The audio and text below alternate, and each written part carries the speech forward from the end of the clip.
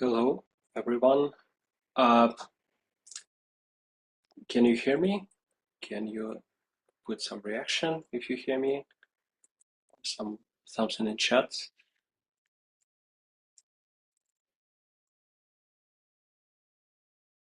Okay, great.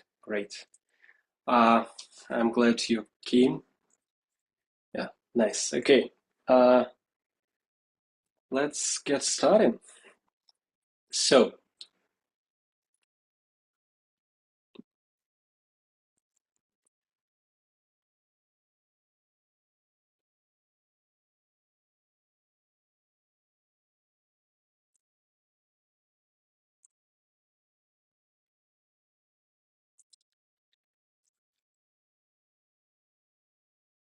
okay, okay. I hope you see my screen. I don't see chat. A second. Uh, yeah, yeah. We will have a recording of the meeting. Okay, so if everyone can hear me and see my screen, I guess we can start now. So once again, thank you and welcome. Thank you for coming and welcome to today's webinar. It's called AI Assistant Coding, a new way to create for finance, HR, and administrative managers. My name is Ivan, and a few words about myself. So I've been working in the field of artificial intelligence and machine learning for 6+ years now. I am an active user of artificial intelligence tool such as ChatGPT, Claude Code, Windsurf, Notion AI, and so on. I use them like a lot uh, every day. And I love to automate my processes as much as I can. So today, our webinar will be about vibe coding, and I wanted to give you a lot of demonstration of what we can do with vibe coding, how you can apply it in your life, and but first we of course start with short intro to vibe coding, and we'll have a lot of question section. So after each demonstration, I will answer your questions if you have them. You can write them in, I guess, Zoom in special window with Q&A. And okay, I guess we can start now. So the modern professional's dilemma. As a professional, there are a lot of going around us. And there is a lot of fuss about artificial intelligence, of what it can do, or what it can't do. But everybody kind of know that artificial intelligence can help you to automate your tasks. And you do want to do this because repetitive tasks are consuming your time, because there are a lot of silly operations you have to do, like copy pasting from one source to another.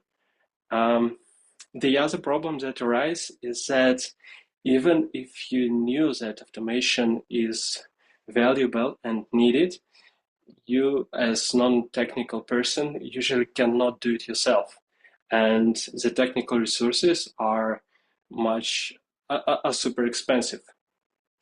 And finally, everyone is asking you to use AI in your day-to-day work, to use it as much as you can to show a gain in your efficiency.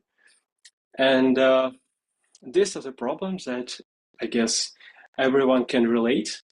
And let's see what we can do with this problem.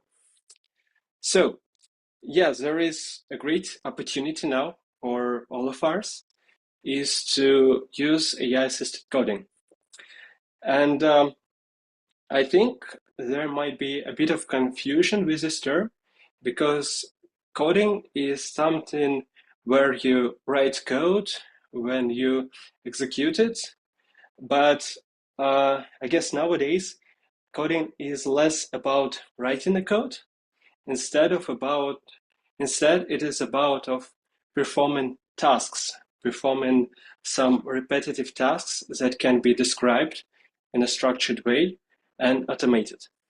So today I'll talk more about how we can create and do our repetitive tasks with the help of AI, including but not limited to writing a code.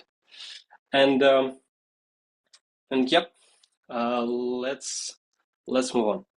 So a shiny new term called vibecoding that everyone, I guess, heard so far was originally created by Andrew Karpathy, who is one of co-founders of a company called OpenAI.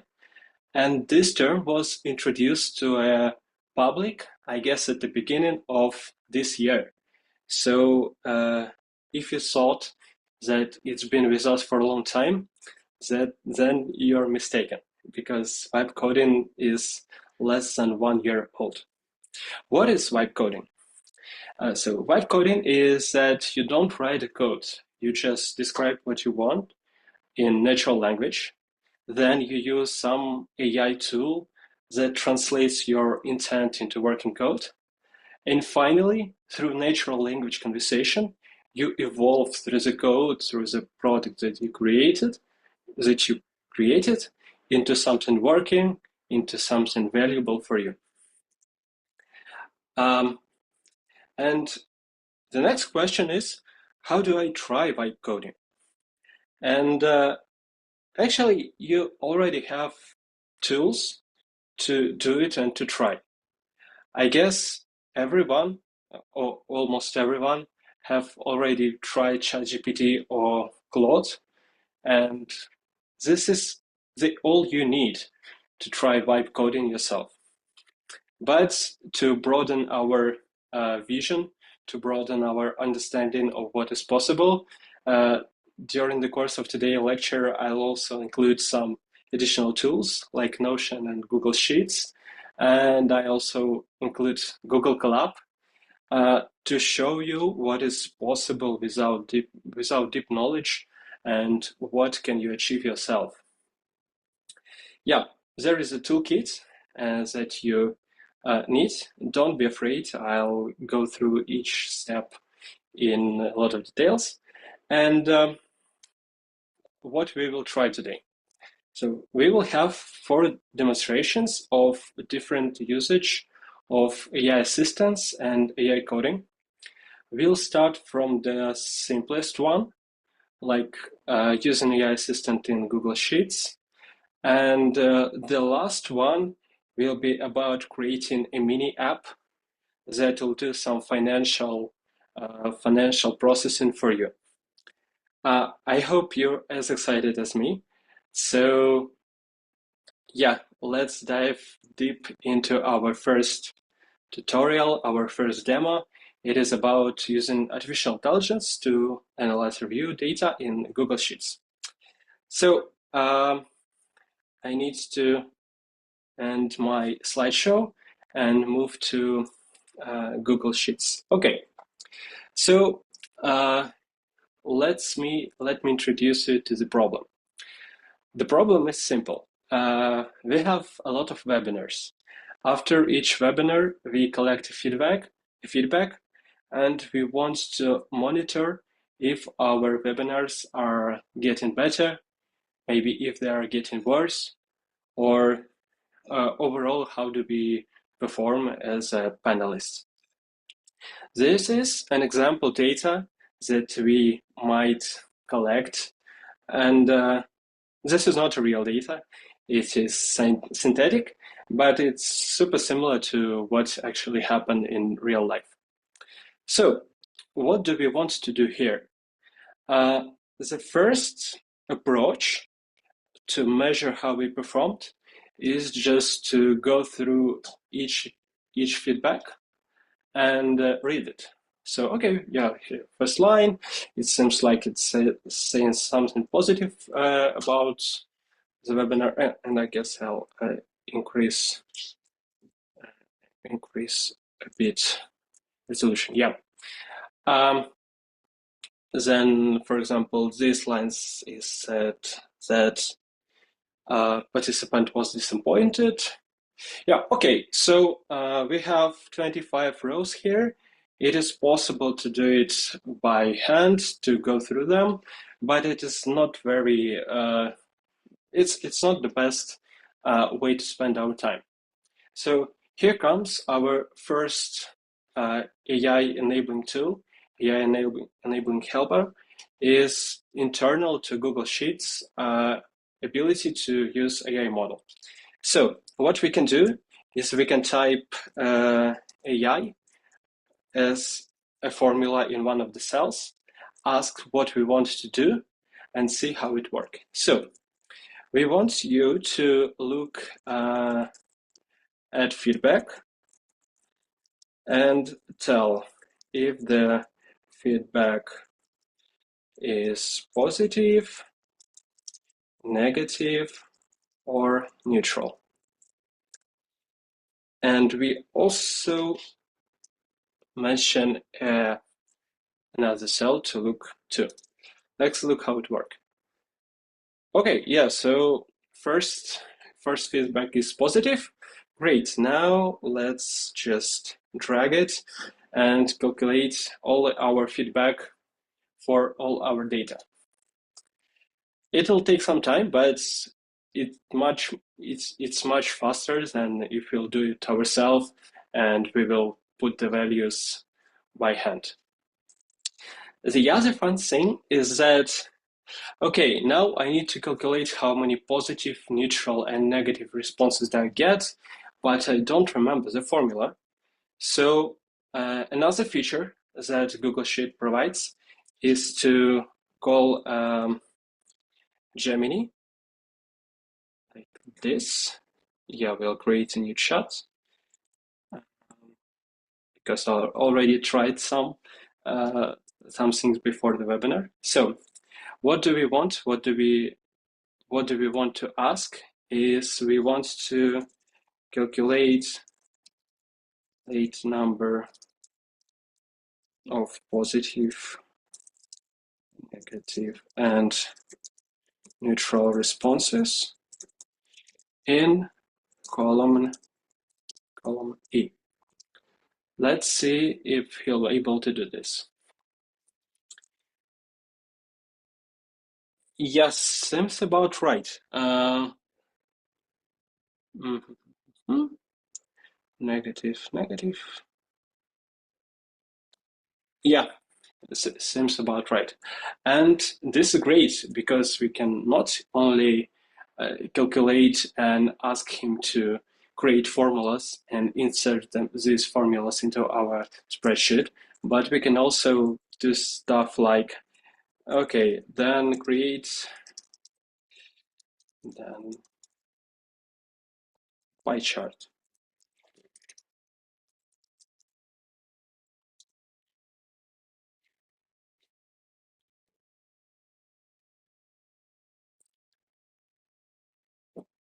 Yeah, and we can insert this pie chart in our document, and this is great.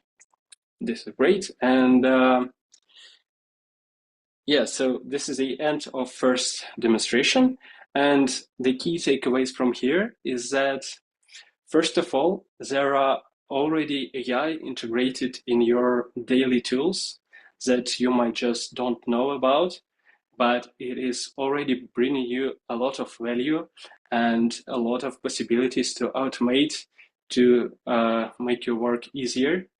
And it is also, it is always worth like looking for updates, trying new features, and looking of what products can propose to you right now. Okay, let me check if we have any questions, and if not, we'll move on. You can also write any question if you have right now. I'll look for them for a couple of minutes.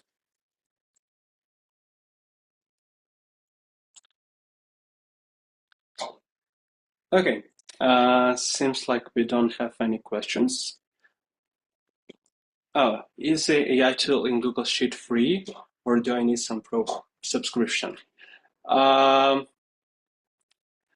s- as far as I know, it is free, and it will be free for some time because Google is trying to attract as many users of their AI technology as possible.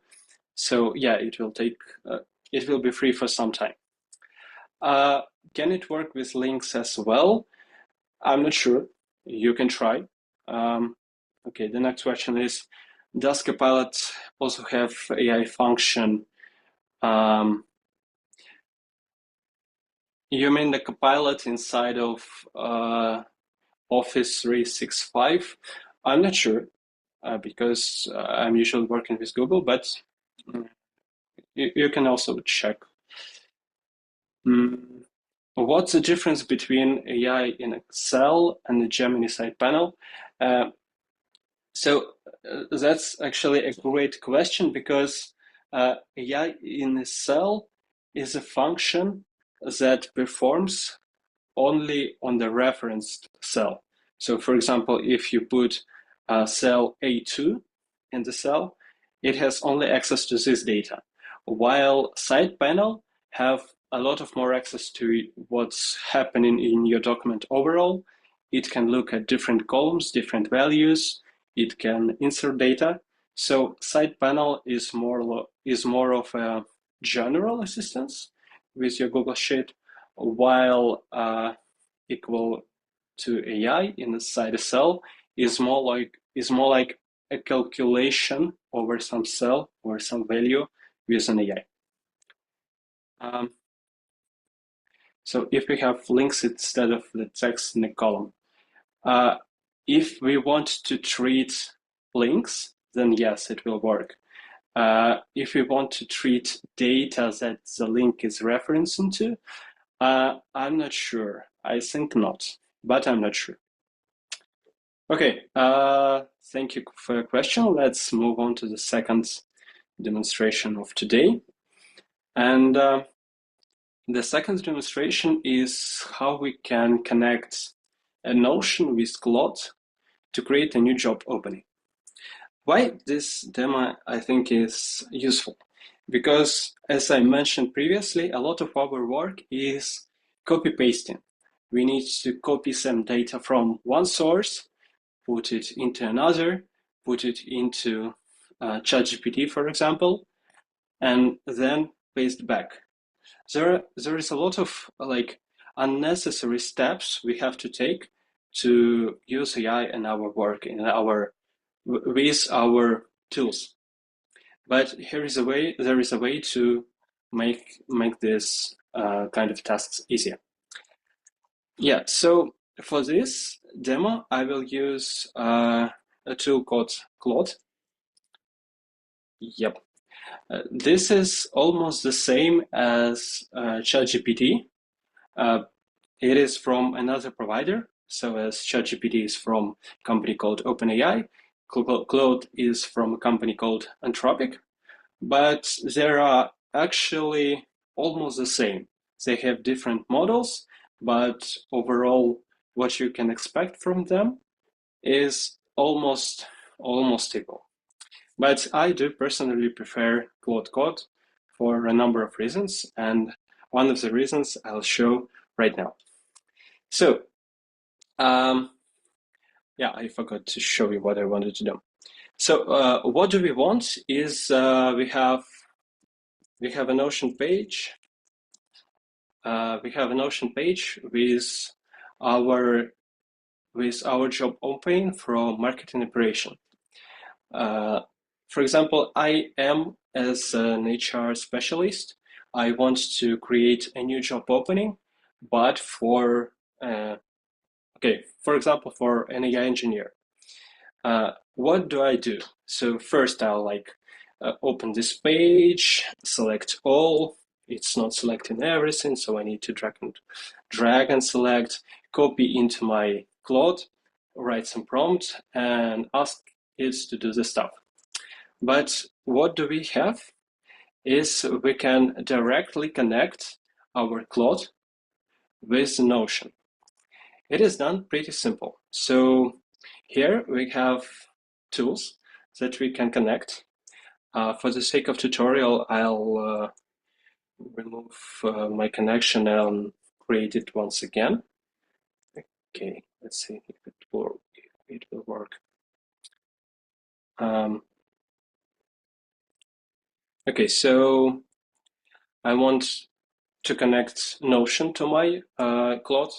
I go to Settings, find a Notion in Connections, ask it to connect, then go through some steps to give it an access to scopes.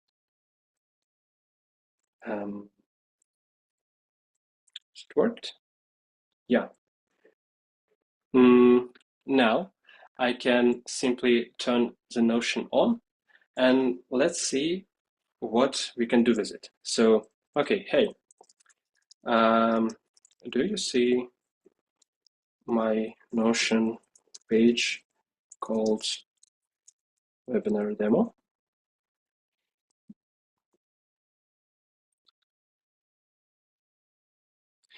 What's happening here is not only we called a large language model and an assistant that works with Claude, but now the Claude itself have an access to tools that Notion provides us. So look, here we can make sure that our assistant sees the page that we created, and let's ask him to do the task we intended to do. So look at the example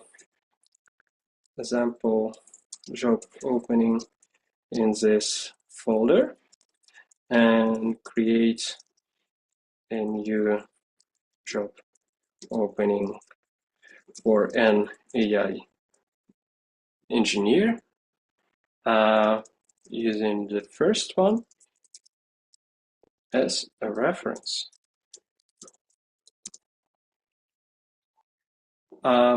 I think it'll take some time, but just what's happening here? So Claude have now access to tools, and it can see what's inside the Notion. He can write new pages to Notion, and yeah, there is an intermediate step he is doing. So he already looked inside the page, fetched some data.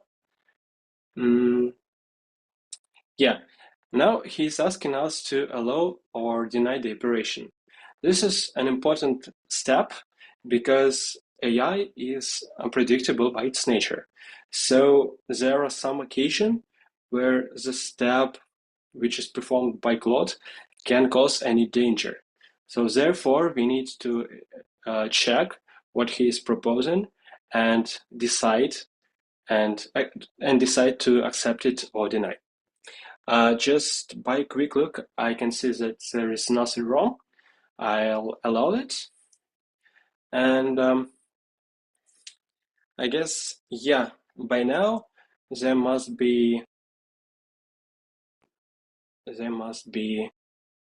a new job opening written inside our webinar demo for AI engineer, copying the styling and the data about our company, which is great. Yeah, so it worked. One more important thing is that you are not limited to just one tool. So for example, you can also add an email.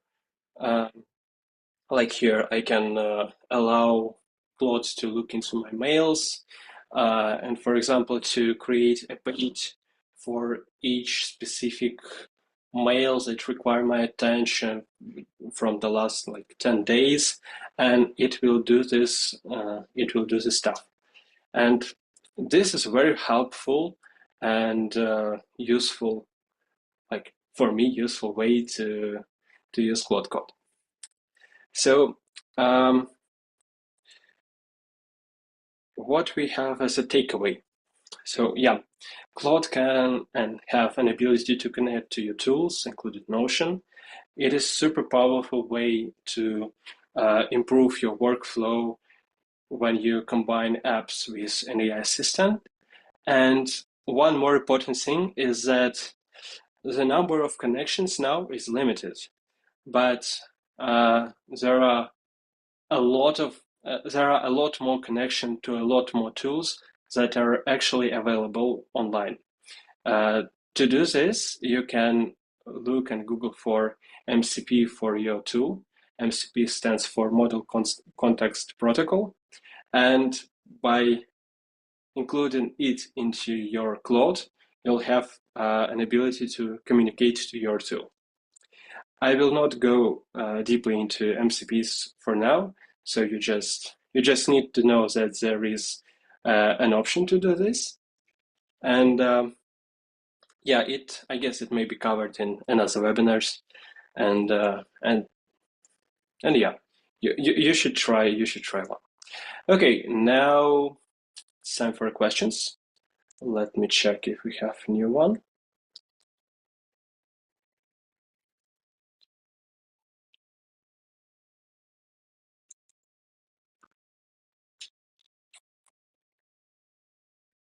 By the way, if you want, you can write your question during my speech, and then I'll just take a look at it. I'll take a look at it when the time comes. So, what's the use case of Notion? This use case is just a simple, silly use case made up for webinar purposes, but usually in a lot of companies, Notion is used as a primary way to store your data, store your information about your company, about the processes, to store some, for example, onboarding documents, the vacations that you have. So yeah, it might be very powerful in connection to your AI assistant. So for example, if in a big company they may use Confluence Wiki, then in small companies one may use Notion for the same tasks. Okay, if there will be any more questions, I'll answer them lately. And now let's move on to our third and the most technically complex demo of today. So, what do we want here? Is that we want to write some code with ChatGPT to perform financial calculations in Google Colab.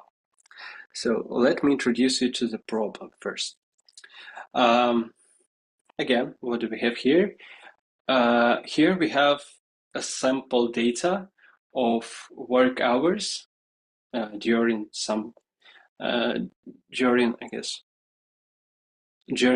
February of this year. And the problem is, and actually not the problem, what we want to do is we want to calculate how many hours each person worked during this month. And the problem now is that we don't have just one document. We have documents like this coming every day in small portions, but we need to perform operations again and again. So yeah, the simplest approach is to make calculations inside the Google spreadsheet and then copy pasting them, importing new data, calculating, and so on. But again, this is not very easy and very time efficient way to do the work. So what do we want is we want to create some code that will do this financial operation for us. And we also want to store it in some efficient way where we can just enter new data and get a calculation right away. So for this purpose, I usually use a tool or a service, if you may, called Google Colab. I'll show you. So if you want to create a new collab, we just type like collab.new.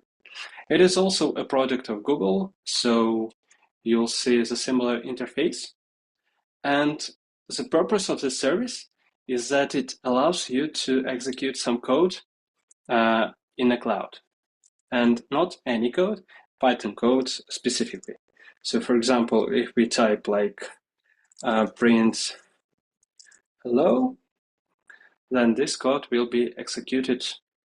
Yeah, it will not be executed right away, because first it needs to start, but then it will work. It will run, it will work.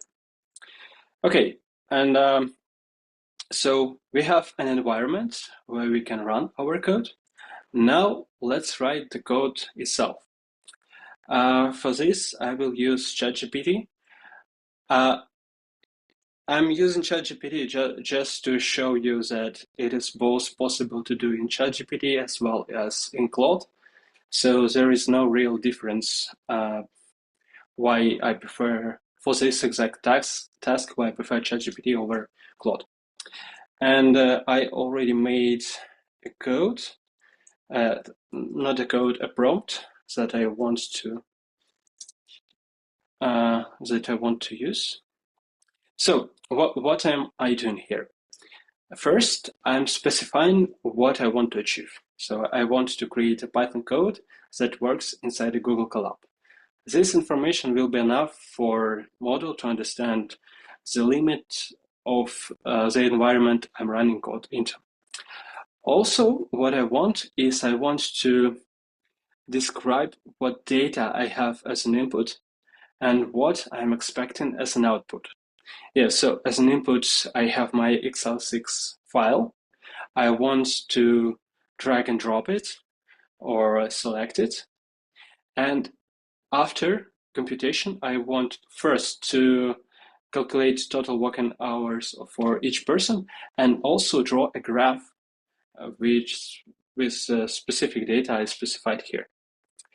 And yeah, let's see if we have already some output. Yeah, so we already have some output. And as I mentioned previously, ChatGPT already know what do I need to do inside Google Colab. And it gives me step-by-step tasks of what to do. So yeah, first I need to install some libraries. Yeah, okay, I'm installing some libraries. Hit and enter. While it's installing, I'm copying the second part of the code. Yeah, I am creating a new cell, running the cell.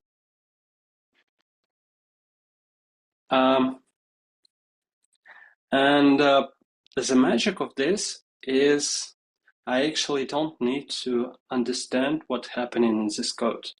I just need to make sure that it works as I specified. So the input is the same as I specified. Oh no. Okay. Maybe this is a problem with the Google Colab. Okay, let's try it once again.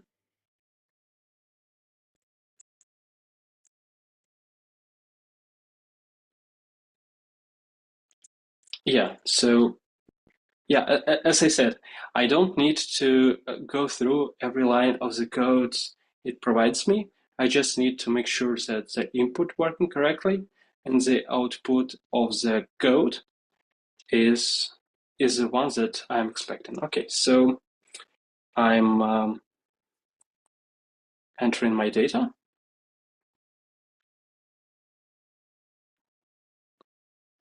It wants me to press process, and yeah, that seems about right. Okay, so yes, this is the result I expected, but as you may notice, this is not the most convenient way to do it. So let's ask once again ChatGPT to make it simpler. Make it simpler. Don't use Gradio. Gradio is a library that it used. Yeah, and I can get that this is Gradio because of some logs that it put here. Let's see if ChatGPT will be able to make things better.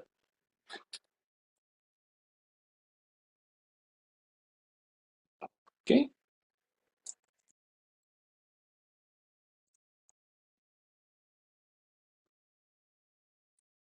So what I'm trying to show here is that, once again, you can make changes to your code without even understanding what's happening here.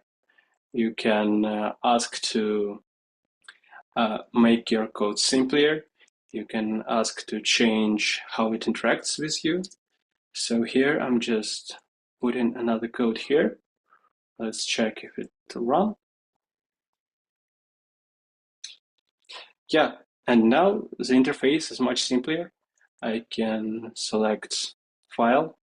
It will give me an output, and even into different sorting orders. Actually, it's the same sorting order, and allowed me to download the final data I wanted to see. So yeah, it opened on another window, so you don't see it, but it is the one as I requested. Okay, so key takeaways here. First of all is if you want a free way and convenient way to run some Python code without installing it on your desktop, you can use Google Colab. We can also produce a good quality code with OpenAI and ChatGPT, and we can iterate over the code with natural language, just specifying what we want, what desired outcome, what we want to change. One more feature of Google Colab is that you actually can share it with your engineer team if you need help, and it is stored on Google Drive. So you can like download it, you can put it into your own machine just for the sake of convenience. Okay, I see questions are coming. So yeah, but if you don't know what the code does, you will create probably a security gap. This is a very valid and reasonable concern.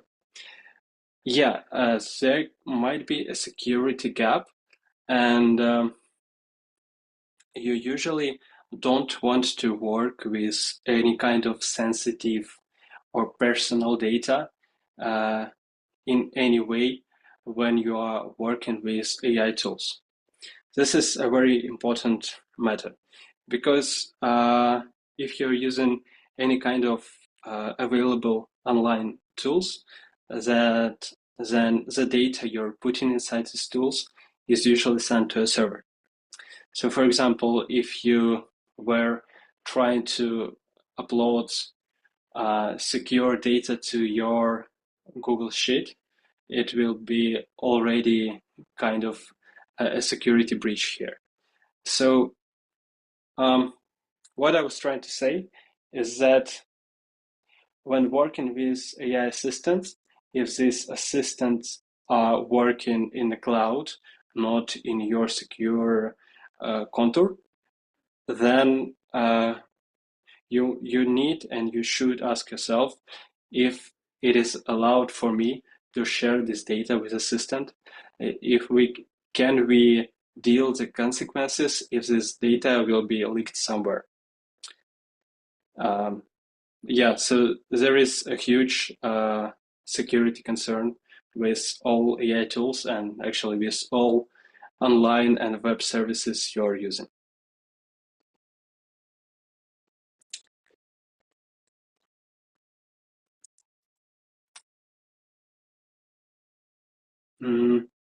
Okay, there are no more questions. Let's move to the final demonstration of today. It is much simpler for us to do compared to the previous one. And what we want to achieve is we want to generate and create a report generation app similar to what we did in the previous step, but with another tool called Claude Artifacts. Once again, I'm creating a new chat with my Claude app. I am disabling all their extra tools just to keep things neat. And I'm once again copying a pre-recorded prompt here. So what I want is, instead of asking Claude to create a code that will work in Google Colab, I'm asking him directly to create an app for me. A great feature of Claude is that it have an artifacts, which is actually a working pieces of code stored and working on the Claude end, which you can access from the internet, and which allows you to create the simplest web application that will work for you. So now the Claude is creating the code and creating an environment where this code will run for you. You don't need to ask anything or even to move your finger. Let's check if it... Oh, I guess we are experiencing some problems with the Claude code. Okay, let's give it a minute. Or not. Okay, so yeah, actually I have a pre-recorded task here. I asked him to do the same. I do it through this artifact. Yeah, so we have network issues. I asked it to do the same, and the output of his work is this beautiful, simple app that works for me. So it'll do the same thing as we did in Google Colab, where I can choose the document I want. I have the same graphs, and I also can download the total data that I need for my report. Fun thing is that you can publish this artifact and it will be accessible by a link from the internet. So for example, if I create a new empty page, you'll see that it's working for me and it's working for some stranger up in the internet. So yeah, this is a very convenient way to share your scripts that, for example, translate and transfer your data and create reports for you. Okay, moving back to presentation. Yeah, so takeaways here is there is an easier way to create pretty looking working mini apps in a matter of minutes with Claude Code and Claude artifacts. But also the thing here is it is quite unpredictable because, for example, if in some time Claude will decide that, okay, we no longer need this feature, then yeah, you lost your work. So if you want something that will be stable and will not be lost for centuries, then you should prefer Claude Code. But if you are okay with experimental nature of this feature, then I advise you to use it. Now, back to questions. First question is, how did you trigger Claude to generate artifacts? There are actually a couple of ways. The first way is just do nothing. So for example, here, yeah, this is the one that I was trying to, this is the one that I was trying to run at first. It just created a code and it knows that this is an artifact and it's working as an artifact. If you want to specify it directly, then there is a side panel and you can choose an artifacts here. Okay. Now the next question is, wait.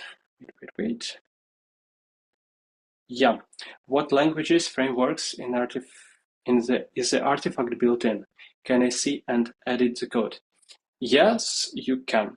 You can specify what codes and what language is the artifact running on.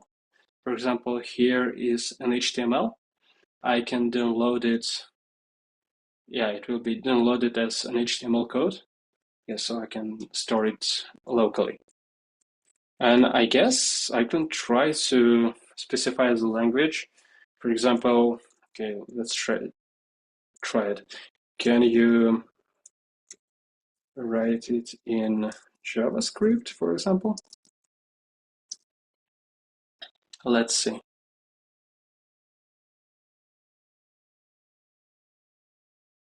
Oh yeah, so now it's creating a Node.js app. I'm not sure if it will work inside an artifacts, but yeah, you can, if you need, you can run this locally. Okay, so we actually don't have a lot of time left. Let me go back to my slides. Okay, yeah, so overall, what can you automate? Actually, you can automate almost everything, except the things where you cannot give an AI some sensitive data. But you can create a script that works locally with your sensitive data, and it will be okay. So yeah, overall, so there are a lot of opportunities to automate your work in finances, in HR, in administrative processes, and so on. The usual questions that arise is, how do I know what to automate? To do so, there is like a cold start, a solution to a cold start problem. So first, you need to think and look back at your work, at your processes, and decide what the most annoying and repetitive work you're doing. Then you can just describe it to ChatGPT or Claude and ask if it can provide you with some help and if it can suggest any automations that you can do. And you can start slow. So you don't need to create a huge automation system for all your tasks. You can just start with a very simple one, get some experience, and then create more and more elaborate one. So the overall approach is to create a mini factory of reusable automations. Here is how. So you start simple, you save and create and edit your scripts. Then you can throw in some automations, for example, using an A10 or Zapier. There are another webinars from our team on them. And you, of course, can share the tools that are working for you so they may work for your teammates and it will be nice. Okay, so overall, always check the output of the system. Make sure that the code you wrote do no harm in terms of output. Second, good requirements lead to good code, bad requirements lead to the bad code. If you're not sure what you want from the system, then AI may not produce the result you're expecting. So if you input the correct requirements, then the output also will be great. The next is very practical. Start small. Don't try to create a huge automation from the start. And I guess the main takeaway is that automation is accessible to everyone, and you can start right away. And yeah, two last things before we finish. In our company, if you want to amplify your work or your team's work with AI agents, but don't know where to start, you can book a call with someone from our team. And if you are more interested in technological point of view, if you want to learn more how to automate stuff beyond just using agents, we also provide a course called Python Fundamentals with practical projects that you may want to attend. And yeah, that was the last couple of slides. So if you have any more questions, I'll be happy to answer them. Okay. Where do we get the recording videos and meeting? I'm not sure. I guess you'll get an email.